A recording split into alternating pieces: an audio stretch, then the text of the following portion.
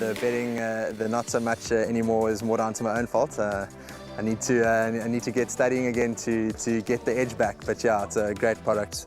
I love the exchange. It's really, in my opinion, one of the better bookmakers, if not the best bookmaker out there.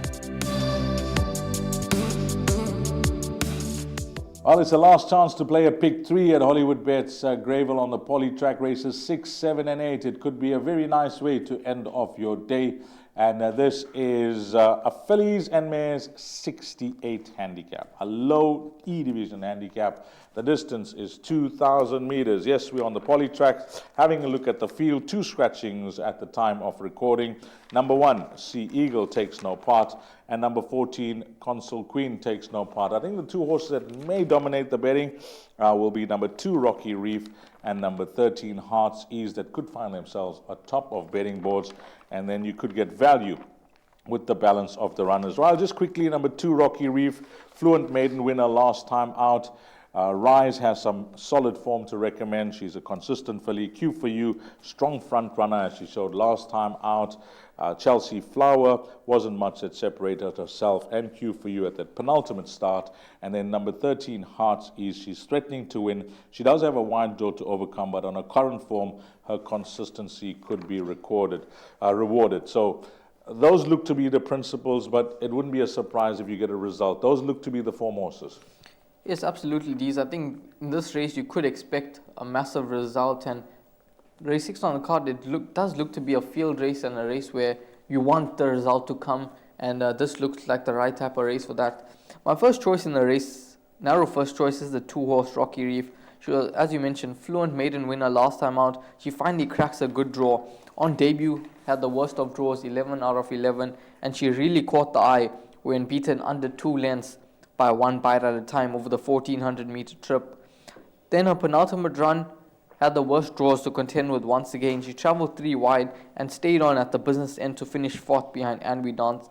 And then last time out, such a comfortable win when beating Sparkling Flame, who has had a fair share of chances, and on that occasion she was drawn 8 out of 10. So I think the draw is really going to help her chance in this race.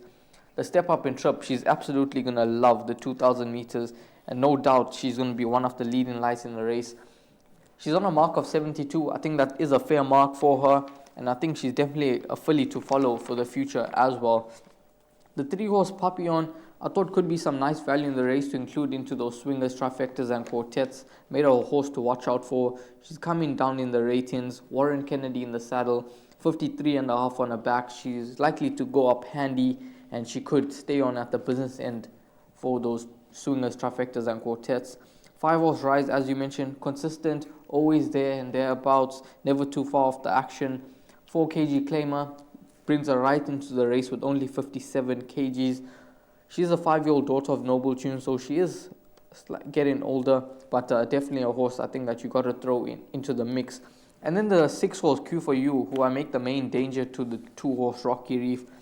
Really smart ride last time out from Gareth Wright, leading them a merry dance. He skipped at the right time and he won a really nice race upon this 5-year-old daughter of Karari. That was the first run after some time off the track. She has a second run after rest. I think she's going to be at peak fitness for this run. She's had a break of 49 days from that last win, so she will be fit. And if applying similar tactics here, trying to go from start to finish, I think it could suit her. I just get the feel that the poly track may be running a bit quick, so it could suit the front runners, and this filly could well go from start to finish.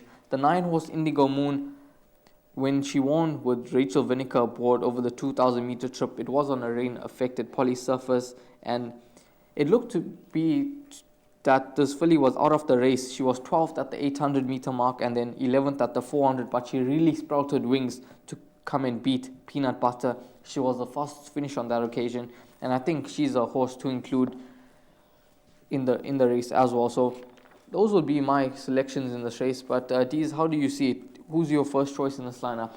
Yeah, just for the exotics, 2, 5, 6, 10, and this horse 13. Hearts Ease from the Dean Cannemeyer stable. We have to touch on this, but I know she's a one-time winner, and she's been a one-time winner for over 300 days.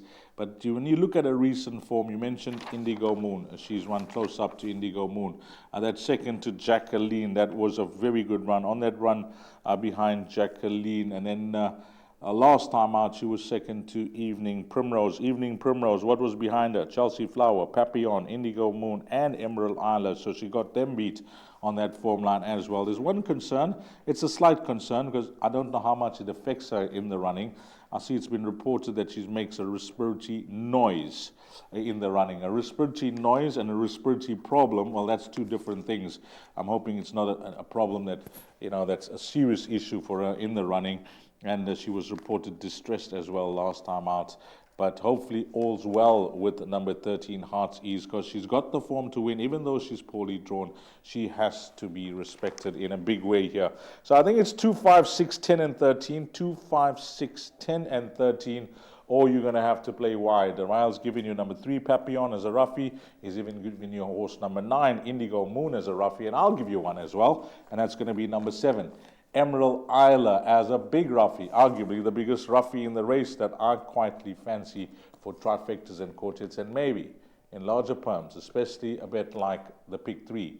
That could be a very good result for you if you include number 7, Emerald Isla. But the one thing that I get from Ryle, just listening to his preview, is that it's always tough to follow up out the maidens. You need an above average horse, and he thinks that maybe this horse, number 2, Rocky Reef, is above average and maybe better than this field that have been tried and tested, and he's hoping that the horse can go back to back here, number 2, Rocky Reef. It's a tricky race, a race that you want to play a quartet, because if you can get it right with the minimum spend, it is Pay Patal.